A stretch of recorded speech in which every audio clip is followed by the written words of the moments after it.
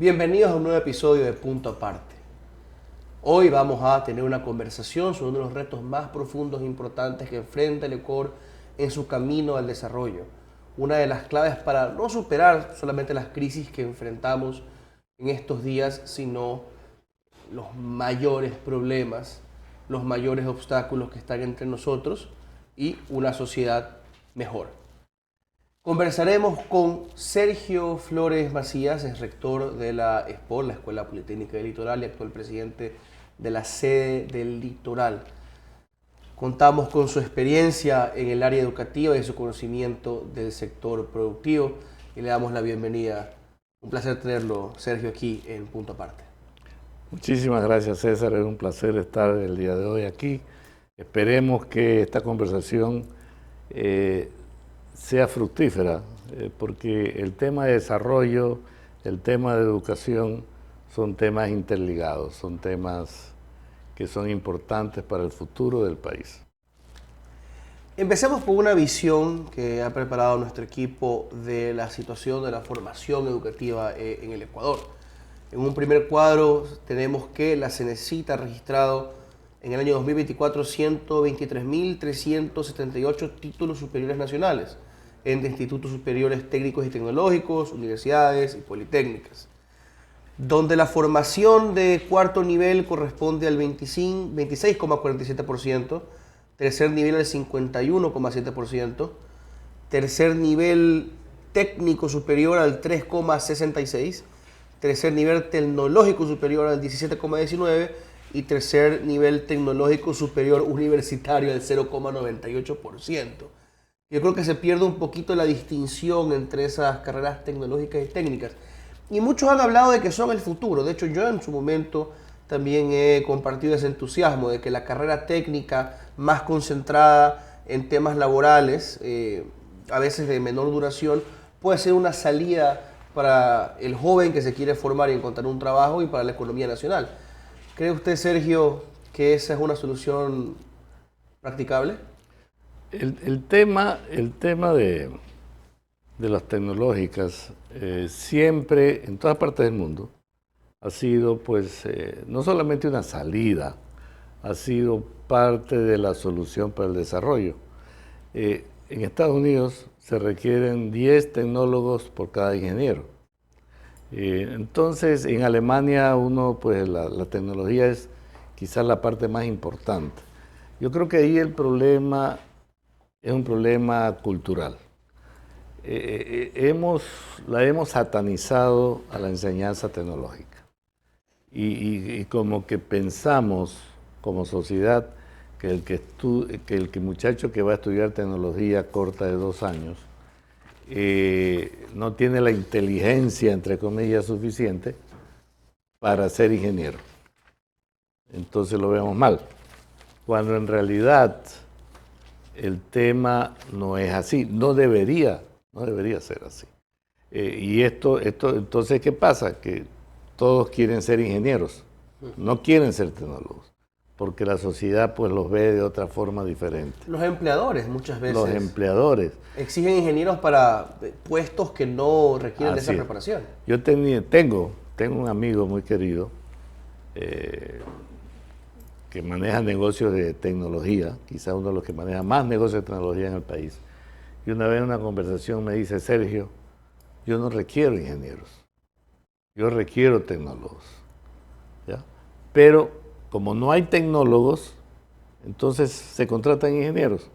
Y claro, se contratan ingenieros para que hagan la labor de tecnólogos y obviamente el sueldo no va a ser pues el sueldo del ingeniero. Pero ya gastó ese joven años de estudio. Gastó 5 años de estudio, así es, cuando perfectamente hubiera gastado 2 años para hacer un trabajo de tecnología. Entonces, ese es un tema que yo creo que el propio gobierno, incluso, ¿qué es lo que hizo? Uno de los gobiernos anteriores. Cogió tecnología, lo subió de nivel en el título, ¿ya? En vez de tecnólogos son ahora de tercer nivel, como es un ingeniero. Y ¿por qué? Para que no se sientan mal.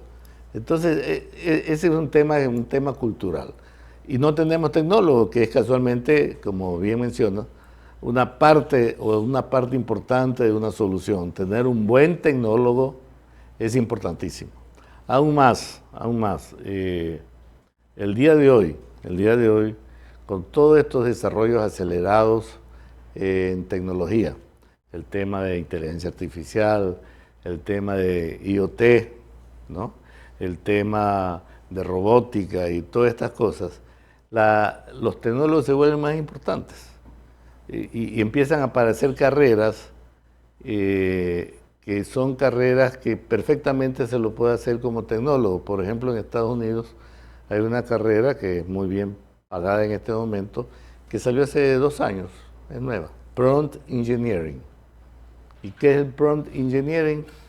Es el que sabe preguntarle a los temas de inteligencia artificial, hacerle la pregunta correcta. El prompt, claro. El prompt. Y tiene que ser un poco de computación, porque a veces que en el prompt hay que ponerle algo de programación, y sabe cómo preguntar, dónde preguntar. Ese ya es toda una carrera. Es un aspecto muy específico del funcionamiento de la inteligencia artificial. No requieres, digamos, ser un experto en programación. No, lo que requiere es entender y saber preguntar. Claro. Entonces, eso no existía, hace 2 años eso no había. Y así van a seguir apareciendo carreras que no hay y otras que hay que van a desaparecer por la automatización. Entonces, hay toda una transformación acelerada en el trabajo que incide en el tema de las tecnologías y en el tema de la educación universitaria también. Así como los trabajos se están volviendo remotos, la educación también está cada vez más adoptando la modalidad remota. En el cuadro séptimo que tenemos preparado, tenemos datos recientes. La educación se da una modalidad presencial en este país con el 59,89%, en línea está en 27,5%, distancia 4,18%, semipresencial 3,78%, híbrida 3,6% y dual 1,59%. Dual, entiendo, es la que tiene prácticas en una empresa mientras estudia en la universidad. Parece que en línea, distancia, semipresencial, híbrida al final terminan siendo variaciones de lo mismo. Estamos hablando de cerca de o más de 1/3 de los estudiantes. Yo tengo mi escepticismo sobre la educación a distancia porque, habiendo sido un estudiante que se graduó durante la pandemia, en los primeros años de la pandemia, yo viví lo que fue la educación presencial en el extranjero y la educación a distancia y semipresencial.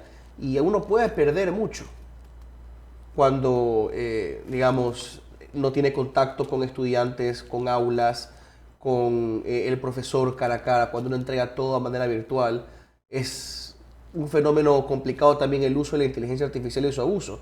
Hay profesores en Estados Unidos que están volviendo a tomar exámenes con el libro azul en persona, porque ya no pueden confiar en los papers y pruebas que entregan los alumnos digitalmente. ¿Cree usted que hay que quizá corregir un poco este entusiasmo por lo digital y de educación a distancia?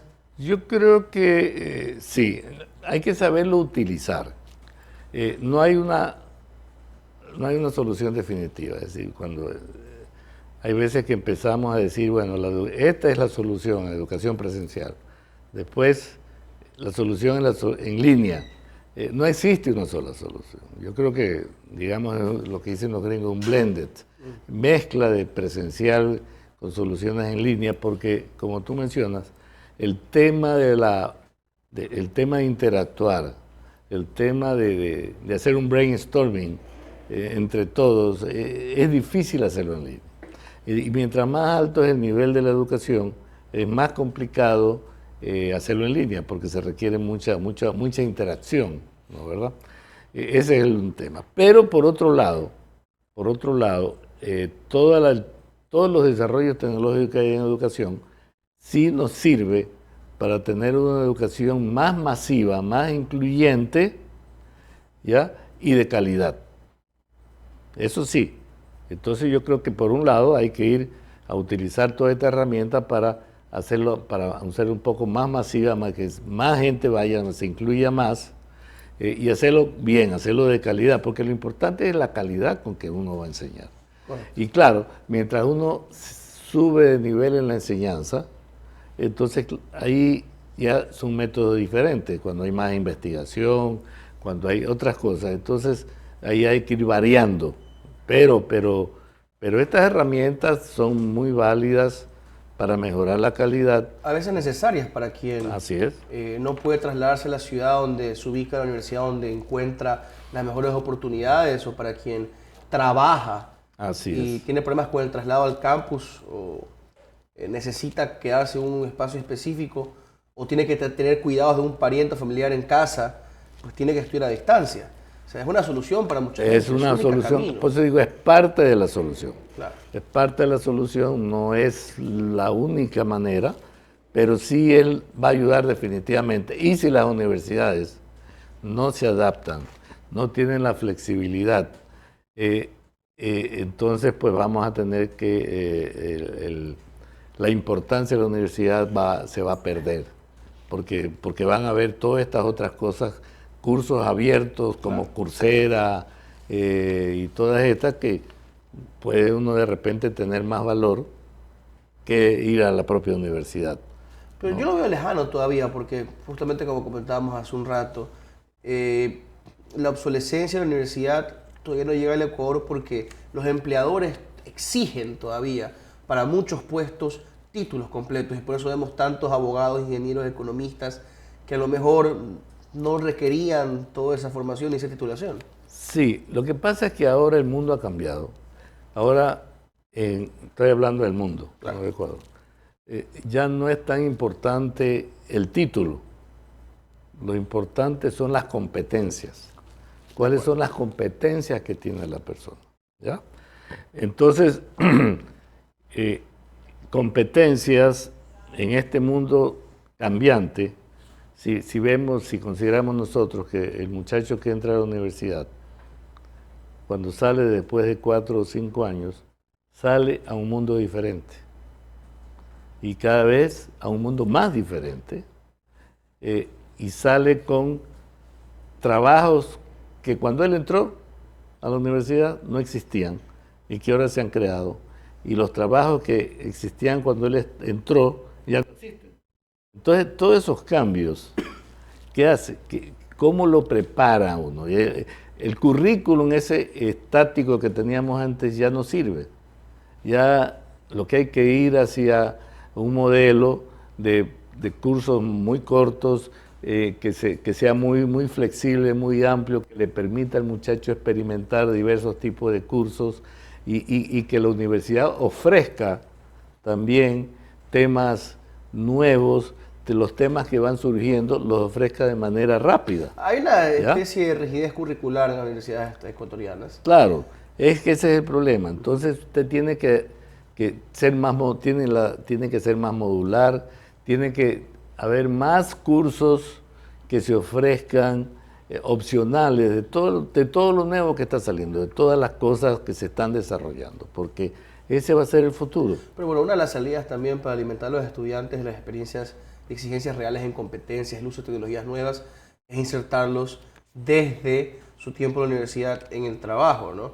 Que realmente es al revés. Tienen que trabajar para sobrevivir mientras estudian, y por eso uno ve, yo creo que mucho a abogados y contadores que no se gradúan en 4 o 5 años, sino les toma como 10 años, porque están haciendo malabares entre su vida personal, sus deberes en la oficina y sus responsabilidades en la universidad. Sería verlo al revés. La universidad te manda, como en la educación dual, te envía a una fábrica, a una oficina, a un puesto de trabajo para que te integres y se te califique sobre tu trabajo en esas empresas. Claro, lo que pasa es que el desarrollo en los sectores, como mencionábamos, en los sectores legales y todo esto, el desarrollo no se lo siente, ¿no, verdad? Excepto pues en la utilización de las herramientas. Pero en los temas tecnológicos ahí sí se lo siente, porque es una transformación en sí de la industria que se está corriendo. No, pues diría que he escuchado de jóvenes abogados, por ejemplo, que los cambios en la doctrina, en la práctica del derecho en el Ecuador son acelerados, y a veces los profesores universitarios no se han adaptado, y que el haber trabajado en un estudio jurídico los ha salvado laboralmente de haber entrado ya obsoletos desde el inicio del mercado laboral. Sí, pero el marco jurídico y todo eso cambia muy poco, ¿no? ¿Verdad? Comparado a las tecnologías de la Comparado a eso me refiero. Ahí lo que cambia es el acceso que tengo a ese marco jurídico con herramientas nuevas, ¿no? Por ejemplo, con inteligencia artificial y con todo este manejo de datos yo puedo buscar casos parecidos, buscar decisiones parecidas y poder establecer ciertas paralelas. Y organizar y encontrar la documentación ya digitalizada de la oficina, porque ahorita el pasante lo ponen a busca esto, saca esto. Incluso pues ya hasta me puede escribir el documento, ¿no? ¿Verdad? Claro. De cierta forma. Lo que viene con sus riesgos, ¿no? Lo que viene con sus riesgos. Hay también que tomar en cuenta, ya de lleno más bien, el tema del acceso a la universidad. Hay quienes dicen que no se abastece el sistema universitario en el Ecuador para tal influjo de estudiantes, pero que restringir el acceso a la universidad es condenar a un montón de jóvenes a, digamos, perder cualquier oportunidad de crecimiento, no solamente laboral, sino social en general. ¿Qué hay que hacer? A ver, ahí hay dos temas. El uno que habíamos conversado, que es el tema de tecnologías, que es como digo, es un campo muy amplio que se puede utilizar. El otro en sí, el acceso a la universidad, no a tecnología, el acceso a la universidad. Cuando me preguntaron sobre el asunto, yo decía, en la Politécnica no tenemos problema. Lamentablemente no tenemos problema. Porque es exigente, filtra al estudiante. Porque es exigente, filtra, y la calidad de los estudiantes ha venido disminuyendo a lo largo del tiempo. ¿Es notorio? Claro, de los estudiantes secundarios.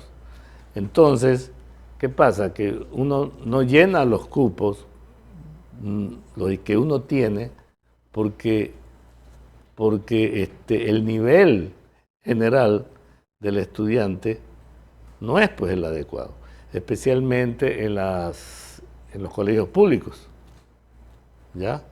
No es el adecuado. Entonces, el problema no radica principalmente en la universidad, el problema radica en la escuela y el colegio, ¿no? Tanto es así que, por ejemplo, y es un tema, dentro de Latinoamérica estamos entre los últimos, ¿ya? Y si comparamos Latinoamérica, los mejores, Chile, Uruguay, México,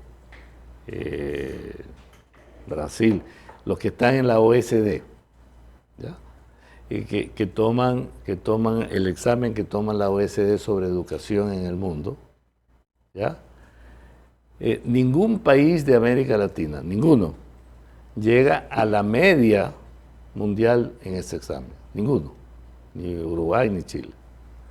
Aún más, los países de América Latina, comparados con los países desarrollados en educación, tiene 2 años de retraso. 2 años. Los mejores, y el examen radica en temas de matemática, temas de comprensión de lectura, temas de ciencias. Lo más elemental. Lo elemental. Ya. Estamos 2 años como América Latina, 2 años atrasados. Pero ¿cómo remediar eso? Digamos, si el sistema universitario de la educación superior ya de por sí es demasiado grande, la educación pública y de hecho también parte de la privada en barrios marginales que existe, es tremendamente deficiente y muchísimo más grande. Es que el remedio empieza primero por tener como sociedad, ninguna sociedad que no tenga un sistema de educación primaria y secundaria bueno, se va a desarrollar. ¿Ya? ¿Pero qué nos hace falta? Hemos tenido aumentos salariales del magisterio, reformas curriculares como 6 o 7 en los últimos años. Es que ese es el problema, pues si tenemos 7 reformas, podemos tener 10 reformas si no apuntamos adecuadamente. Por ejemplo, en todo el mundo ahora en temas de educación el modelo está basado en STEM, Science, Technology, Engineering, Mathematics. Es como un modelo de enseñanza. Claro. Eso es en todas partes, ¿la verdad? Para empezar. El tema de que el muchacho aprenda a leer y a entender, ¿ya? Entonces, para eso requiere, usted requiere tener darle la importancia de vida a la educación, pero no por 1 año, 2 años. Este es un proceso de 10, 20 años, pero un proceso que usted lo pueda medir. Pero también hay algo que parte de la sociedad viene antes o en paralelo a la educación en las escuelas y colegios. A pesar de que toda la información del mundo está al alcance de nuestras manos, porque incluso en las comunidades más pobres hay un celular con el que uno puede entrar al internet y puede encontrar con un poco de astucia cualquier PDF, porque así como uno piratea películas, puede piratear libros y puede piratear papers. Todo. Sí. No hay hábito de lectura, y de hecho entre las élites, yo lo he visto en el Ecuador, pero se ha escrito recientemente mucho de esto, los chicos que salen de los grandes colegios privados o los distritos públicos de mejor nivel de Estados Unidos llegan a Princeton, a Harvard, sin saber leer un libro entero, sin poder comprender el contenido de un libro entero. Imagínense nosotros. ¿Qué hacer para alimentar los hábitos de lectura en los jóvenes que si no los practican en casa difícilmente van a poder desarrollarlos en el colegio? Para empezar, por ejemplo, hacer lo que hizo, me parece, Dinamarca y Japón, eliminaron los libros digitales. Porque todo el tema digital, porque llegaron a la conclusión después de más de 5 años, de que eso no incentivaba, no desarrollaba. Entonces volvieron. Irónicamente, el libre acceso a la información es lo que nos ha distraído tanto y no nos volvieron a lo típico que es el libro, para que el muchacho, ¿no?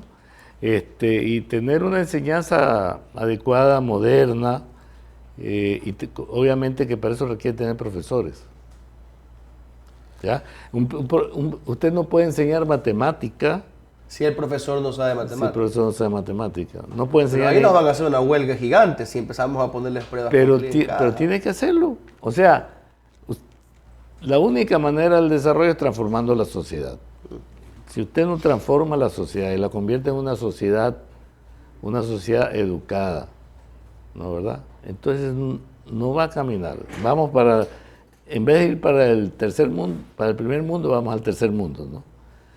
Usted tiene que básicamente mejorar. Vea, los países que más se han desarrollado son los países que tienen 2 parámetros. El tema o 3 parámetros. El tema de educación. Son los primeros en el mundo en educación. Le voy a poner países grandes y pequeños. Singapur. Singapur es el país número 1 en el examen de la OECD. Singapur. La mejor ciudad del mundo en el examen de la OECD es Shanghai, China. ¿Ya? Singapur tiene el tercer puesto en lo que es salud pública. ¿Ya? Pero un alumno enfermo, un alumno hambriento tampoco va a poder aprender. Salud pública. ¿No? Entonces, y el otro parámetro que uno mide para medir el desarrollo es lo que tiene Harvard con Ricardo Hausmann, que se llama el índice de complejidad económica. El índice de complejidad económica le mide en la exportación qué tan complejas y diversas son las exportaciones de un país. Porque mientras más complejidad hay, quiere decir que ese país tiene un mejor Producto Interno Bruto. ¿Por qué? Porque para tener complejidad en las exportaciones, quiere decir que usted está usando más tecnología, quiere decir que el recurso humano está más capacitado, quiere decir que hay más desarrollo. Pero ¿no? Bueno, miren entonces, los países del Golfo. Vea, y lo grave de esto es que el índice, la diversificación de la exportación en el Ecuador, de acuerdo con el índice de complejidad económica, no ha cambiado en los últimos 30 años. ¿Ya? De acuerdo, pero miren por ejemplo los países del Golfo. Básicamente solo exportan petróleo y sin embargo han utilizado eso para desarrollarse y para preparar por lo menos una élite bien formada que dirige, digamos, monarquías tiránicas, de sociedades en muchos sentidos opresivas, como queramos, pero prósperos son. O China. China empezó con exportaciones bastante sencillas y se ha industrializado. Entonces, ¿Cuál es el salto, digamos, del estado actual de nuestra economía, donde es demasiado primaria, demasiado sencilla, concentrada en 4 o 5 exportaciones, en A, un modelo donde el desarrollo económico de exportador forme, digamos, a una ciudadanía distinta, o B, nos ayude a industrializarnos de alguna forma y crear esa complejidad? Ya, usted tiene que ser competitivo. O sea, usted no puede tener una industria que está en una zona de confort, porque una industria en una zona de confort... Pasa mucho aquí. Ya no tiene productividad. La productividad no está basada en bajar el sueldo a los trabajadores. La productividad está basada en que el trabajador sea más productivo porque tiene mejor educación y mejores herramientas. Tendrás eficiencias. ¿Ya? Claro. Entonces, ahora, ¿en qué países se produce eso? Es una discusión que yo tenía con Pancho Huerta. Entonces yo le decía, mira, tienes Singapur, dictadura. Corea, todo se creó con una dictadura. Entonces Pancho me decía, eso no vale porque no hay democracia. Entonces, Taiwán también. Entonces, esta es una discusión teórica de si tiene que ser en democracia o tiene que ser con otro mecanismo. Yo creo que los mecanismos dependen del modelo social de un país. Usted no puede entrar con un modelo democrático en un país que culturalmente piensa que tiene rey, que tiene otro modelo, porque ese es su modelo. Esa es la falla que han tenido los Estados Unidos cuando estuvo en Irak, estuvieron en todos esos países. Usted no puede implantar una democracia donde el modelo de pensamiento es otro. Pero mire usted, por ejemplo, entonces, a otros países de la región que han tenido un mayor desarrollo. Costa Rica fue parte del mismo imperio español, al igual que Argentina y Uruguay. Uruguay, al que le da mucho mejor que Argentina, también tuvo la misma migración española, italiana y de otras partes de Europa. No es que hay, digamos... A ver, en América Latina, ahora le acaban de dar el premio Nobel de Economía a Acemoglu, Robinson y Johnson. Ellos tienen 2 libros interesantes. El uno global de por qué las naciones fallan, Why the Nations Fail, ¿verdad? Y tienen otro que está un poco más orientado a América Latina, que se llama el Corredor Estrecho, The Narrow Corridor.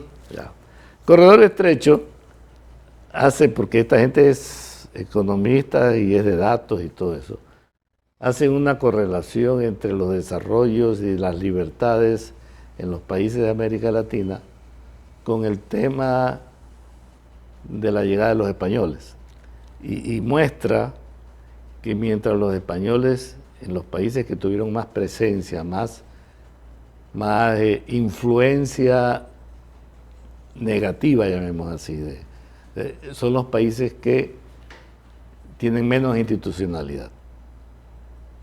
¿Ya? Correcto. Y donde no hubo tanta influencia española de ese tipo, son los países que tienen más institucionalidad. Entonces, ese es un tema de ellos.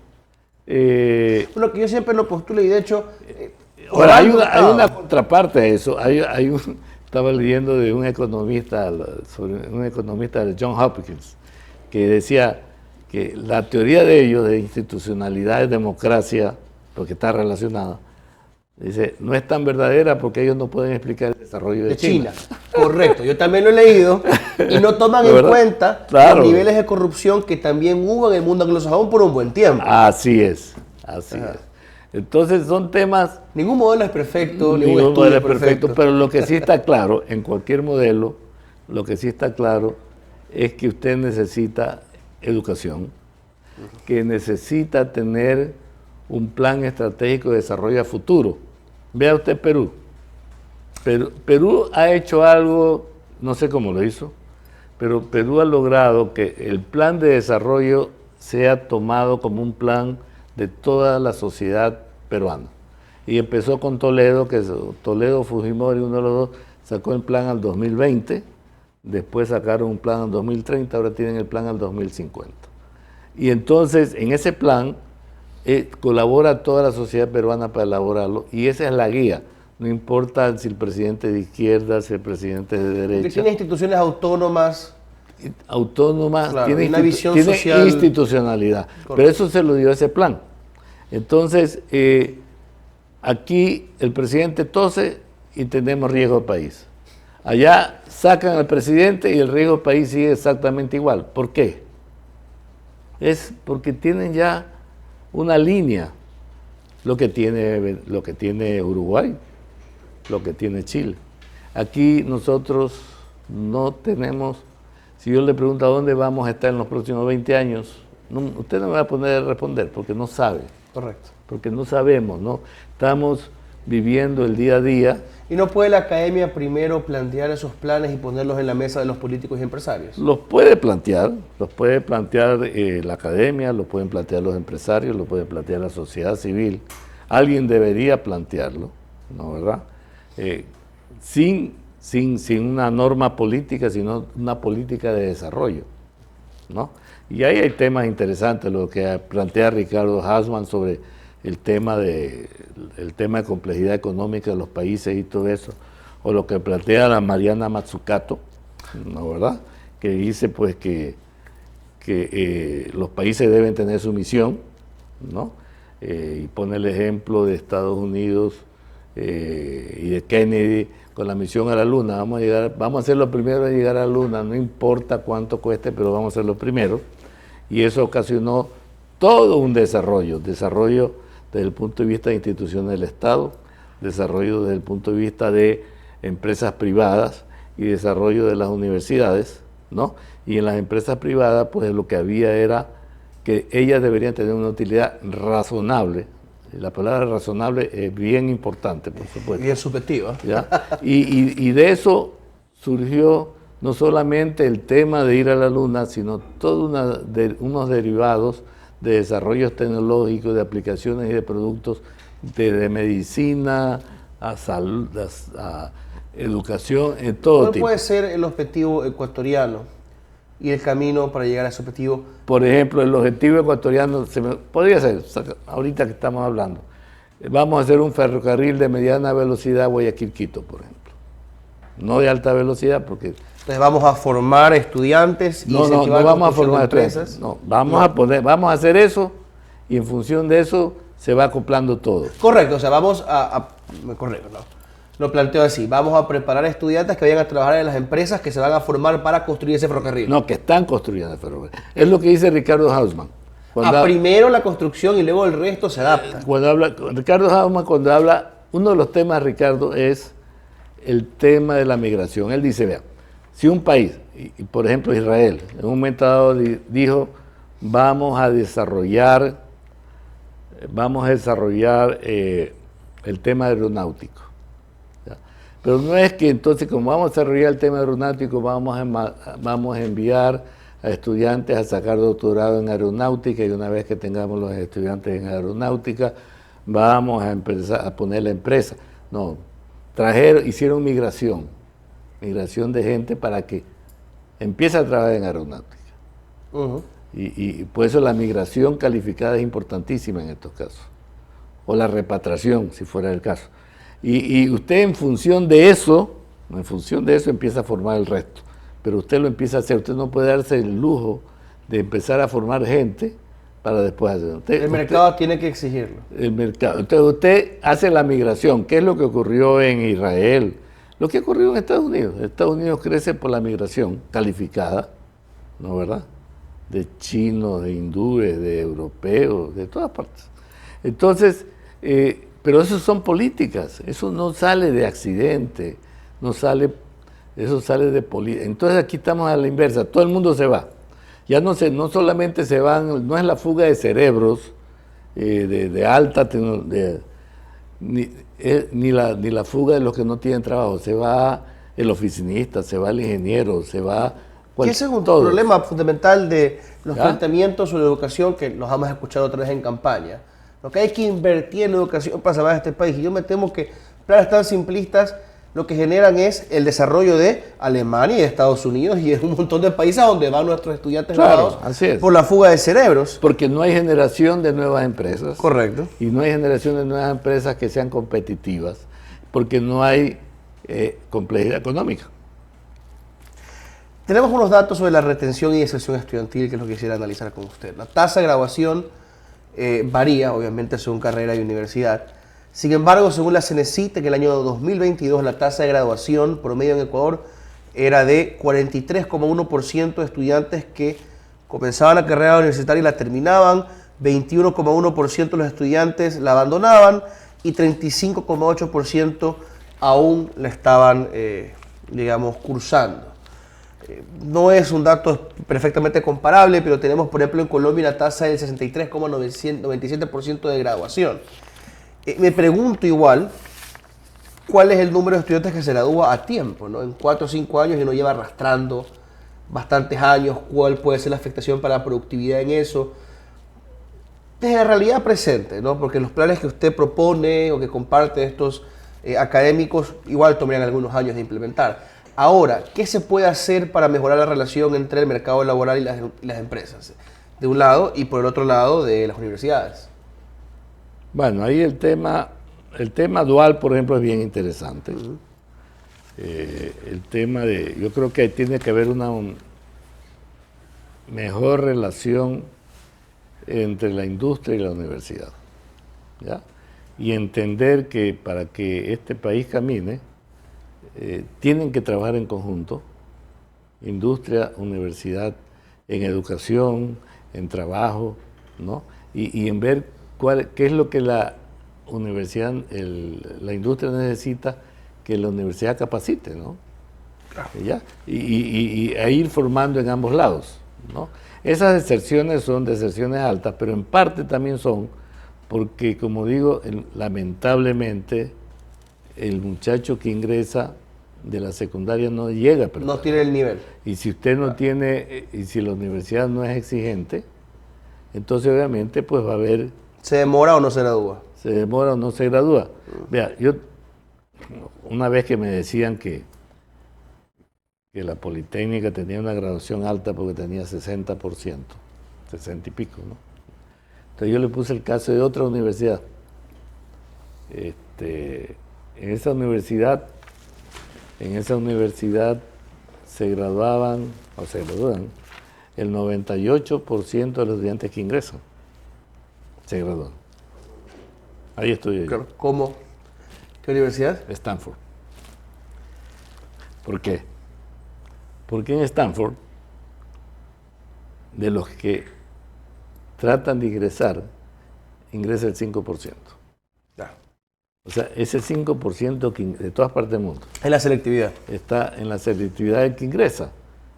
¿No, verdad? O sea, ya ese muchacho que ingresa ya es un muchacho filtrado y con las capacidades suficientes. Entonces, claro, uno puede decir es un trabajo más fácil porque el que ingresó ya, ¿no? Cuando el que no está capacitado, usted tiene que levantarlo. Muchacho un estudiante que viene... sería bueno, digamos, un poquito preguntarnos cómo balancear eso en un sistema de educación libre, de entrada libre a la universidad, quizá con universidades de élite preparadas para ser selectivas. Por eso yo le mencioné al inicio que hay dos temas, ¿no, verdad? El tema de la masificación con calidad, claro, en base a tecnologías y todo lo que se puede hacer, y el otro tema de las élites de formación que son de niveles superiores. Y cómo, digamos, mezclar eso con una sociedad democrática. Bueno, eso automáticamente se va filtrando, porque el que saca un doctorado en, qué sé yo, en aeronáutica, es que tiene habilidades especiales para hacer eso, ¿no, verdad? Claro. No son todos los que van a hacer doctorado en aeronáutica, ¿no? Un tipo distinto de élite, una élite que puede alimentar a la sociedad. Para concluir estos temas, quisiera hacer un breve punto aparte, un corte, y pasar muy bien. a una parte final. Gracias.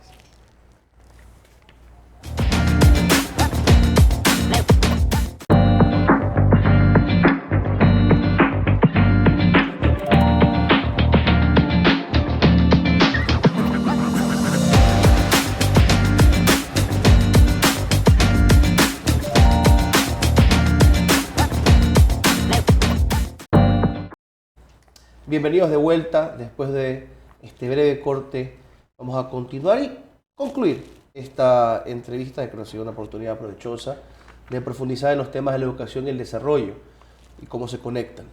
Me queda la duda, ¿cómo diseñar, doctor, un sistema de educación público universitario de tercer nivel que sea universal, pero que a la vez contenga instituciones de otro nivel, que permitan formar, digamos, a la vanguardia de los profesionales que necesita el Ecuador para el desarrollo? Ya, este tema lo han abordado muchos países. Muchos países. Primero, hay que reconocer que la ley de educación superior es una ley que tiende a la mediocridad, ¿ya?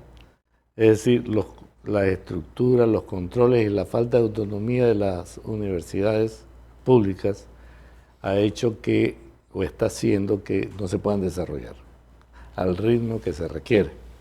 Existen muchas trabas de todo tipo. Y entonces, claro, esto influye en que la universidad pueda ofrecer este servicio que queremos. Entonces, se requiere, pues yo creo que una modificación de la Ley de Educación Superior, se requiere darle más autonomía a las universidades. En todos los cambios que se avecinan, pues tienen que ser mucho más dinámicas, ¿no? Con currículos totalmente diferentes a los que existen en la actualidad. Ese es un tema. El otro tema es de escoger lo que han hecho otros países.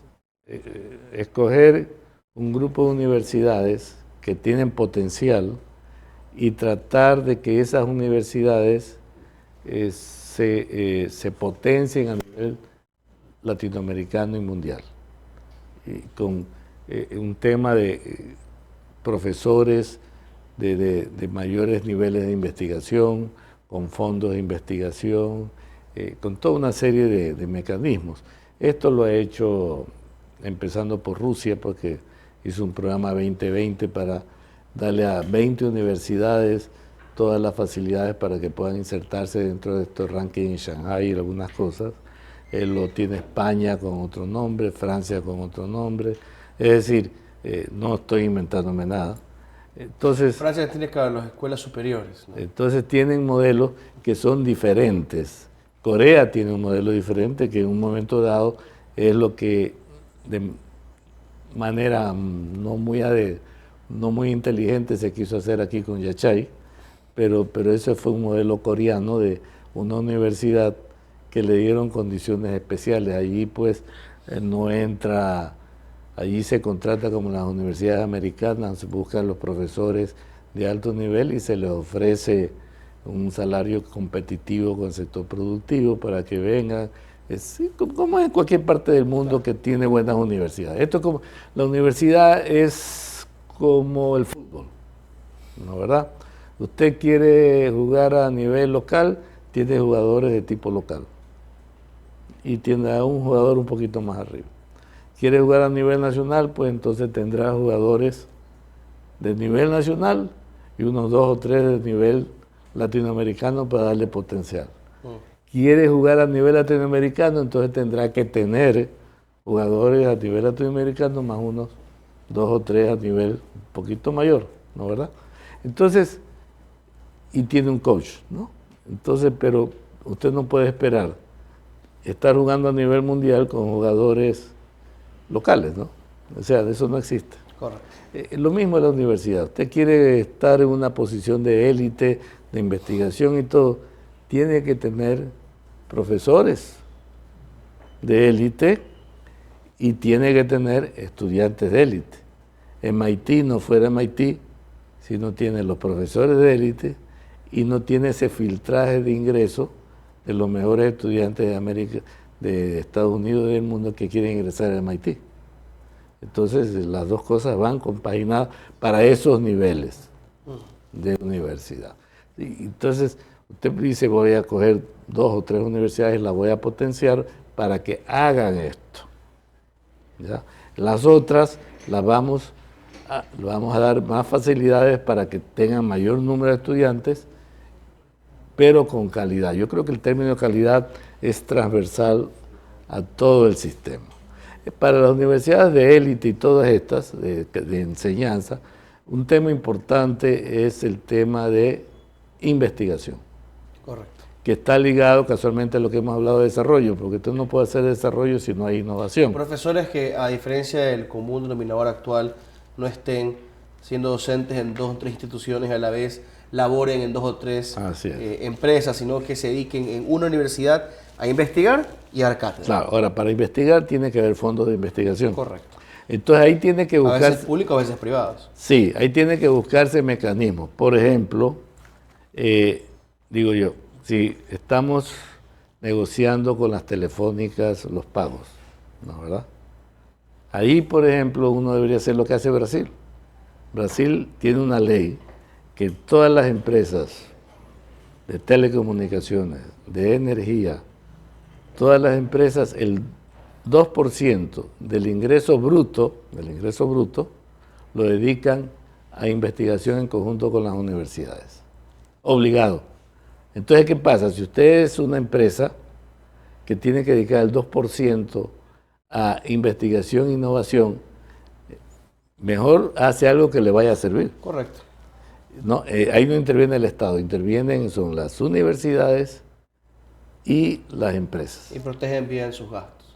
Y las empresas. Y usted encuentra en las universidades brasileras que todas hacen investigación en energía, financiadas con esos fondos, ¿no?